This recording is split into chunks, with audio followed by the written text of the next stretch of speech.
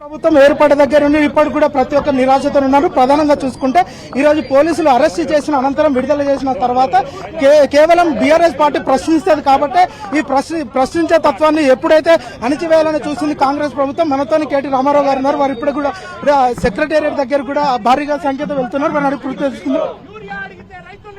ఈ ప్రభుత్వం దగ్గర సమాధానాలు లేవు. చర్చ చేద్దామంటే రచ్చ చేయడం తప్ప వీళ్ళకు ఇంకోటి తెలియదు. 10 ఏళ్లు కేసీఆర్ గారి ప్రభుత్వంలో ఎన్నడూ కూడా రైతులకు యూరియా సంక్షోభం రాలేదు.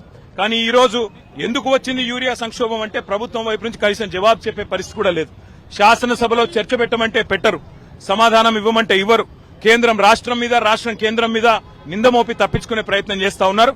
100కు 100% ఇవాళ తెలంగాణ రైతులకు ఈ ప్రభుత్వం, కేంద్ర ప్రభుత్వం జవాబు ఇవ్వాలి, జవాబు చెప్పి తీరాలి.